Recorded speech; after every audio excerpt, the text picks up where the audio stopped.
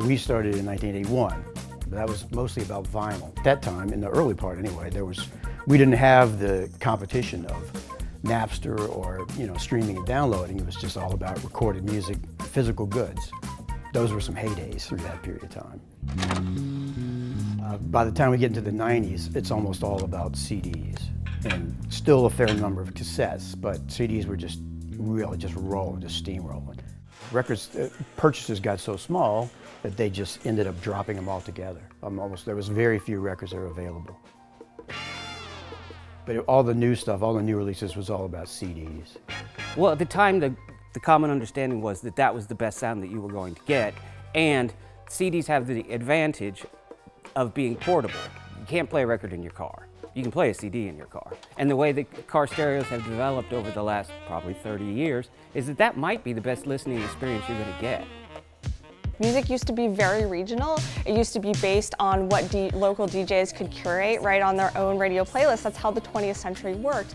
But when we have the Telecommunications Act in 1996, and we have the monopolization of radio stations, those playlists are culled down, and so listeners demanded a different means for getting music. And MTV, we can't forget the visual aspect of it. It also puts an emphasis on the visual, and so with the internet, not only Pandora and Spotify, but that visual aspect, YouTube, right, Vivo, become really important to listeners. I want my MTV. Exactly. What was a main instigator for the format change, the physical format, to these streaming services? The late 90s is an interesting time where audiences are getting frustrated that CDs are expensive, and to buy the album you might have one or two good songs that you really like, but they wanted to be able to access more music. And so Napster allows people to share music more broadly, especially we saw it with college-age students who perhaps couldn't afford vast libraries. And so this generation grows up with the fact that music should be accessible for everyone, and so that instigates the fact that we start to have things like iTunes and iPods. Apple picks up on this idea. The music industry is reeling, actually, because they are not able to monetize on the physical object, the thing that they've counted on for 100 years. And so iPods and iTunes are a way for the industry to monetize. The great thing about the changing in formats is that once we get iPods, MP3 players, we are able to carry around a vast library of tunes in a way that we weren't able to before. And then it moves to our phones, right? So our phones basically are really advanced iPods that we can also make calls on and connect to the internet. Through Pandora and of course Spotify, the streaming services make it so that we don't even have to own those libraries anymore. They're held somewhere else, but we can access them.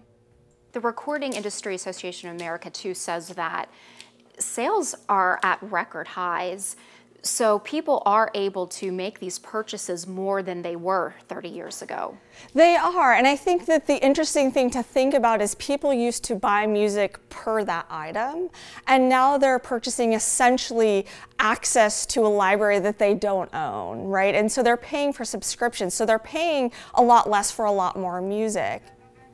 The focus on streaming, you don't need a specific device anymore. You don't need a special device. All you need is an internet connection, and pretty much every device we have, including Alexa and smart TVs, can connect to these huge libraries. There's that term fair compensation that has been used time and time again. We all remember with Napster and the illegalities that came from that, but what needs to be done to make sure that artists are getting fairly compensated?